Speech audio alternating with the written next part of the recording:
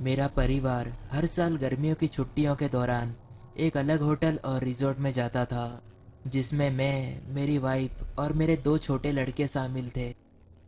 हमने अपना सारा समय बाहर जाने और अन्य स्थानों पर जाने के बजाय रिजॉर्ट में बिताया, जिससे ये हमारे लिए और भी सस्ता हो गया, क्योंकि हमें कार किराए पर लेने की ज़रूरत नहीं थी और हमारे लिए इस अच्छी जगह पर रोज़मर्रा की ज़िंदगी से दूर रहना बहुत आरामदायक था। बेशक जब हम पहली बार सुबह पहुंचे तो हमने सामान उतारा। बच्चे तुरंत वाटर पार्क जाना चाहते थे। मैं और मेरी वाइफ पूल के पास कुर्सियों पर बैठे थे, जबकि बच्चे वाटर पार्क में अन्य बच्चों के साथ खेलने लगे, जो कि पूल के ठीक बगल में था। हम वहां लगभग 2 घंटे तक बैठे रहे और धूप का आनंद लेते रहे। फिर हम दोनों ने फैसला किया कि हमें अपने कमरे में वापस जाना चाहिए, ताकि हम रात के खाने के लिए बाहर जाने के लिए तैयार हो सके। मैं उठा और बच्चों की तलाश में वाटर पार्क के चारों ओर घूमना शुरू कर दिया और कुछ मिनटों के बाद मैं दोनों में से बड़े बेटे सैम को ढूंढने में कामयाब रहा और उससे पूछा कि एलन कहाँ है। सैम ने कहा कि एलन पार्क के दूसरी तरफ एक अन्य बच्चे के साथ खेल रहा था। मैंने सैम से अपनी माँ के पास जाने के लिए कहा, जबकि मैं एलन को ढूंढने चला गया।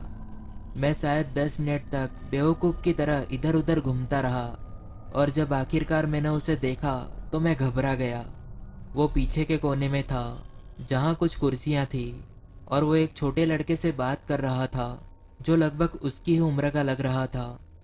उसके बगल की कुर्सियों पर एक जोड़ा बैठा था जो लड़के के माता पिता लग रहे थे।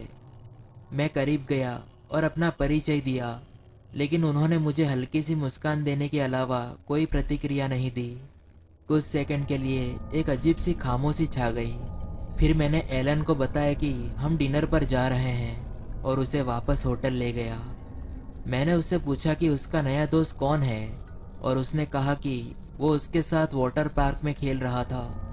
एलन काफ़ी मिलनसार बच्चा है, इसलिए कुछ भी असामान्य नहीं था, लेकिन फिर उसने मुझसे कुछ अजीब बात कही। उसने कहा कि जिस लड़के ने उसे अपने माता पिता से मिलवाया, उन्होंने उसे आज रात के खाने के लिए इनवाइट किया। मुझे सचमुच अजीब लगा कि कोई लड़के के माता पिता से बात किए बिना एक छोटे लड़के को रात के खाने पर इनवाइट करेगा। कमरे में पहुंचते ही मैंने अपनी वाइफ को बताया और वो भी इसे लेकर बहुत चिंतित थी। हम रात के खाने के लिए बाहर गए थे और लगभग 5 बजे होटल वापस आए। दोनों बच्चे काफ़ी थके हुए लग रहे थे, इसलिए हम बाकी रात आराम करने के लिए तैयार थे। हम लिफ्ट में चढ़ गए और अपने फ्लोर तक पहुंच गए, लेकिन जैसे ही लिफ्ट के दरवाजे खुले, एलन का नया दोस्त और उसकी माँ वहीं खड़े थे, जैसे वो लिफ्ट के नीचे जाने का इंतज़ार कर रहे हो। जैसे ही हम बाहर निकले, लड़के की माँ ने हल्की सी मुस्कान के साथ मेरी ओर देखा और पूछा कि क्या एलन आज रात के खाने के लिए उनके साथ आ सकता है। मैंने अपनी वाइफ की ओर देखा, जो मेरी ही तरह कंफ्यूज्ड और हैरान लग रही थी। फिर मैंने उस महिला की ओर देखा और कहा, हम आज रात का खाना पहले ही खा चुके हैं, लेकिन शायद हम इसे कल कर सकते हैं। जैसे ही वो मुड़ी और ऑपोजिट हॉलवे से नीचे चली गई, तो उसकी मुस्कान फीकी पड़ गई।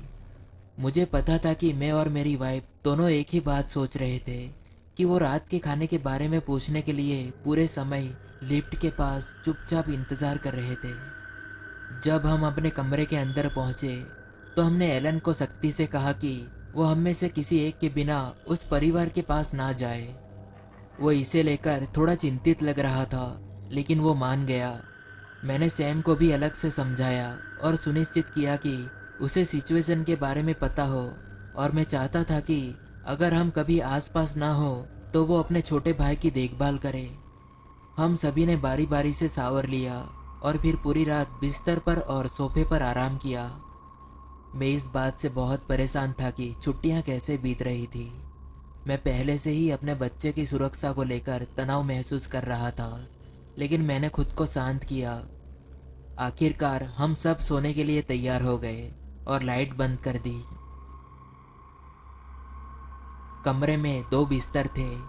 एक पर मैं और मेरी वाइफ सो रहे थे और दूसरे पर दोनों लड़के सो रहे थे।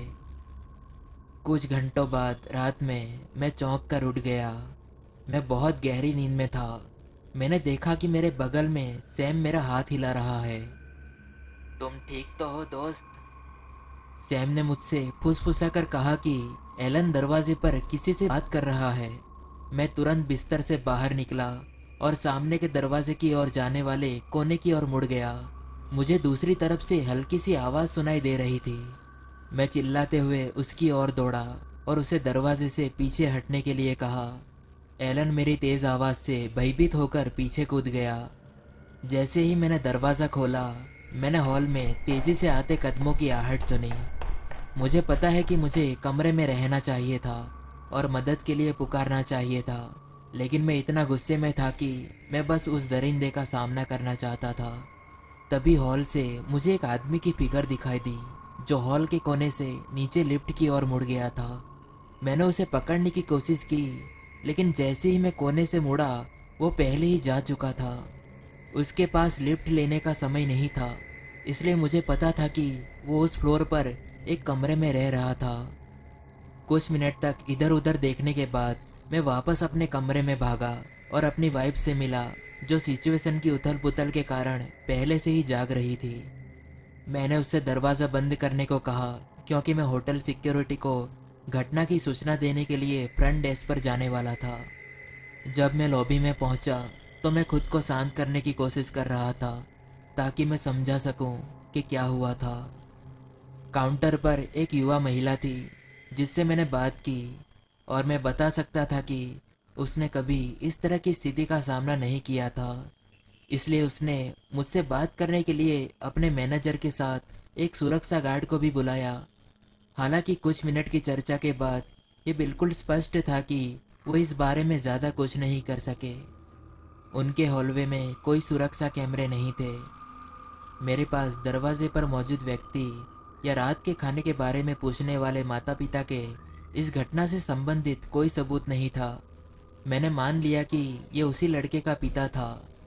भले ही मुझे ऐसा लगा कि मैं उन खौफनाक माता पिता के इरादों को निश्चित रूप से जानता था, लेकिन मैं वास्तव में इसे साबित नहीं कर सका। हमें अपने बचे हुए दिनों का रिफंड मिल गया और हम 30 मिनट की दूरी पर एक अलग रिजॉर्ट में चले गए। एक माता पिता के रूप में यह जानना वास्तव में एक भयानक एहसास है कि आपके बच्चे का अपहरण करने की इतनी संभावना थी, फिर भी कोई इसके बारे में कुछ नहीं कर सकता। मुझे ये जानकर बुरा लग रहा है कि वो खौफनाक माता पिता शायद कहीं ना कहीं अनजान बच्चों को अपने किसी अजीब जाल में फंसाने की कोशिश कर रहे होंगे। वो लोग जेल में सड़ने लायक हैं, और मुझे उम्मीद है कि इस अनुभव को साझा करके मैं अन्य माता पिता को वास्तविक खतरों के बारे में बता सकता हूँ, और उम्मीद है कि उनके बच्चों को इन भयानक लोगों से बचाने में मदद मिलेगी। जो बात मुझे सबसे ज़्यादा परेशान करती है वो ये है कि जो लड़का उनके साथ था वो किसी और का लापता बच्चा हो सकता है, जिसका उपयोग वो अब अन्य मासूम बच्चों को जाल में फंसाने के लिए करते हैं।